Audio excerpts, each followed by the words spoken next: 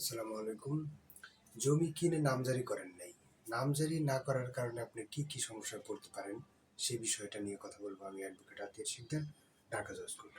অর্থাৎ আপনি একটা জমি কিনেছেন অথবা দান করেছে কেউ, অথবা আপনি হেবা সূত্রে পেয়েছেন, অথবা অন্য কোনোভাবে জমিটার মালিক হয়েছেন। যদি এই জমির মালিক হয়ে থাকেন তাহলে আপনাকে নামজারি করতে হবে। যদি আপনি নামজারি না করেন তাহলে আপনি মিনিমাম 7টা সমস্যায় পড়তে পারেন। এই সমস্যার মধ্যে গুরুত্বপূর্ণ সমস্যা হলো আপনি কেনাবেচা করতে পারবেন না। যে কোনো প্রয়োজনে আপনি যে কোনো খাতে যদি আপনার কোনো টাকা পয়সার প্রয়োজন হয়, আপনি বিপদের সময় এই টাকা তাৎক্ষণিকভাবে পাবেন না। তারপরেও গুরুত্বপূর্ণ যে প্রবলেমে আপনি পড়তে পারেন সেই প্রবলেমগুলো নিয়ে আলোচনা করব। সরকারি রেকর্ডে আপনার নাম উঠবে না, অর্থাৎ আপনি যে সম্পত্তির মালিক বা জমির মালিক এই সংক্রান্ত বিষয়ে সরকারি খাতায় আপনার নাম উঠবে না। খাজনা নিজের নামে দিতে পারবেন না। যদি নামজারি নাই হয়, আপনার প্রপার্টি এখনো আপনার নামে আসেই নাই, তাহলে আপনি আপনার নামে নামজারি কিভাবে দিবেন? এই কারণে আপনি এখানে বাধাগ্রস্ত হবেন। জমি বিক্রি বা দান বা অন্য কোনো ভাবে হস্তান্তর করতে পারবেন না।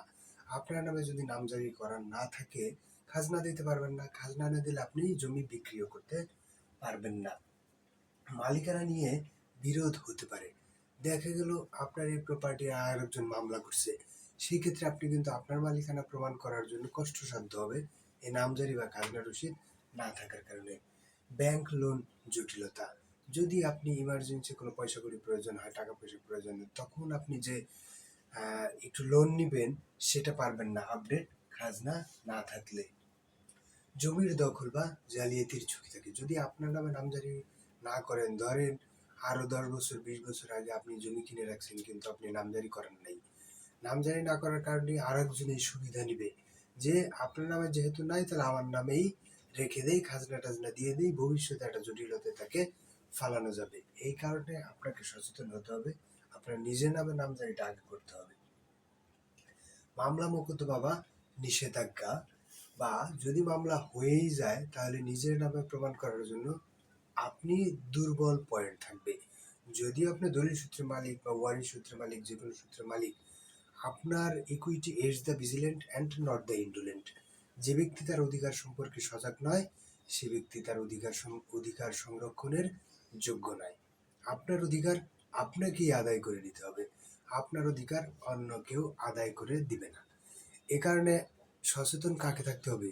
আপনাকেই থাকতে হবে। জমি ক্রয় করতে হলে আপনাকেই সচেতন থাকতে হবে। ক্রেতা ফল কিনতে গেছেন, ক্রেতা পচাটা দেওয়ারই চেষ্টা করবে, দেখে নেওয়ার দায়িত্ব কার? আপনাকে। যদি আপনি এক্সপার্ট না হন, দেখে নেওয়ার দায়িত্ব গ্রহণ করতে না পারেন, কাউকে নিয়োগ করেন, কিছু টাকা দেন, যে ভাই আমার ফলটা দেখে দেন, আমার জমিটা দেখে দেন, ঠিক আছে কিনা চেক করে দেন। আপনি লাখ টাকার কাজ, আপনি অল্প কিছু টাকা বাঁচানোর জন্য লাখ টাকার বিপদে পড়ে যান, কোটি টাকার বিপদে পড়ে যান।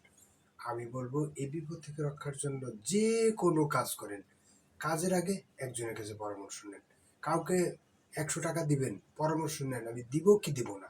আপনি অনেক, শুধু টাকা পয়সার ঝামেলা বড় ঝামেলা না, আপনি মানসিক শারীরিক হার্ট অ্যাটাকও হতে পারে। এই কারণে আপনাকে এ কারণে এক্সপার্টের পরামর্শ নিতে হবে। ভালো থাকুন, সবাইকে ধন্যবাদ। আসসালামু আলাইকুম।